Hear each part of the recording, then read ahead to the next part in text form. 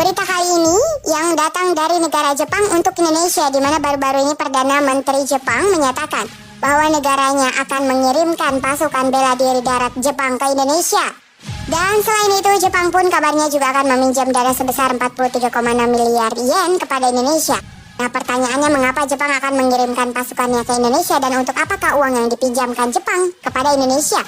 Setelah ini kita bahas. Kemudian berita kedua kali ini datang dari KSAL, Kepala Staf Angkatan Laut Indonesia, Laksamana TNI Yudo Margono, yang akan memimpin operasi perang laut bersama Amerika, Singapura, dan Australia di perairan Indonesia pada awal Agustus. Dan berita ketiga datang dari senjata baru buatan Indonesia yang bernama Rajata, di mana teknologi ini pun diklaim merupakan hal baru dan pertama yang diproduksi di Asia Tenggara.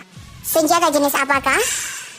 Mari kita bahas beritanya. Berita pertama datang dari Jepang dan Indonesia. Seperti yang kalian tahu, saat ini Presiden Indonesia sedang melakukan kunjungan kerja ke 3 negara kuat di Asia Timur, yaitu Cina, Jepang, dan Korea Selatan. Dengan Cina, Pak Jokowi pun bertemu dengan Xi Jinping dan membahas terkait rencana penguatan ekonomi bersama. Kali ini dengan Jepang, dengan ada yang cukup menarik, di mana PM Jepang yaitu Fumio Kishida berencana akan mengirim pasukan bela diri darat Jepang ke Indonesia dan juga akan meminjamkan dana senilai 43,6 miliar yen kepada Indonesia. Kira-kira untuk apa?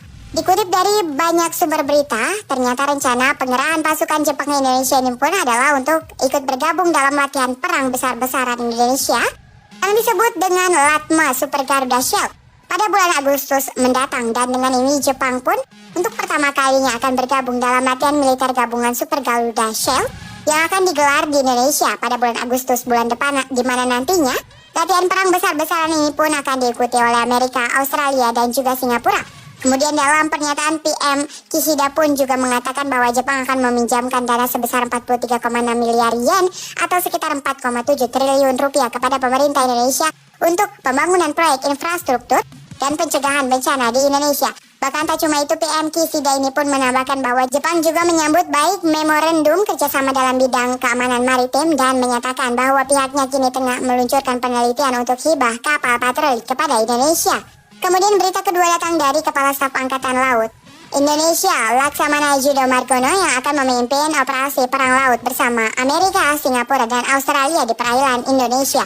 Pada awal Agustus mendatang, kelompok kekuatan negara-negara berat ini pun mulai berkumpul di Indonesia. Operasi perang laut ini pun merupakan sebuah latihan perang besar-besaran di perairan Indonesia yang disebut dengan Latma Super Garuda Shield 2022, di mana latihan gabungan ini pun sebenarnya merupakan latihan tahunan bersama yang biasanya hanya diikuti oleh TNI dan Komando Indo-Pasifik Amerika yang biasa disebut dengan Garuda Shield. Namun kini anggotanya bertambah 3 negara, yaitu Australia, Singapura, dan terakhir masuk lagi negara Jepang. KSAL Laksamana TNI Yudo Margono pun mengatakan bahwa Latma Super Garuda Shield ini adalah latihan militer besar-besaran pertama kali yang digelar di wilayah perairan Indonesia dengan melibatkan sejumlah negara-negara bersahabat di kawasan Indo-Pasifik. Nanti saya akan memimpin langsung operasi peperangan lautnya, ujar Laksamana TNI Yudo Margono. Selain militer, 4 negara yang bergabung dalam Latma Super Garuda Shield ini ternyata juga akan terdapat beberapa negara lain yang akan tergabung. Negara pengawat negara-negara itu diantaranya adalah Kanada, Perancis, India, Malaysia, Korea Selatan, Papua Nugini, Timur Leste, dan juga Inggris. Kemudian berita ketiga terakhir kali ini datang dari senjata baru buatan PT Dahana Indonesia yang baru diluncurkan pada 22 Juli 2022 kemarin. Dikutip langsung dari situs Dahana, senjata baru ini pun dinamakan Rajata, yang merupakan jenis senjata loitering munitions.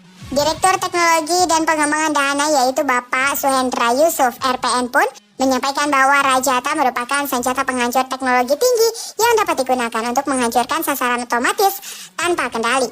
Teknologi ini pun merupakan hal baru dan pertama yang diproduksi di Asia Tenggara. Teknologi Rajata ini pun memungkinkan personil yang menggunakan dapat menghancurkan target tanpa diketahui. Musuh Rajata dapat menjadi salah satu alternatif solusi penggunaan rudal karena nilainya lebih ekonomis, serta memiliki tingkat akurasi yang jauh lebih tinggi dibandingkan dengan roket loitering munitions.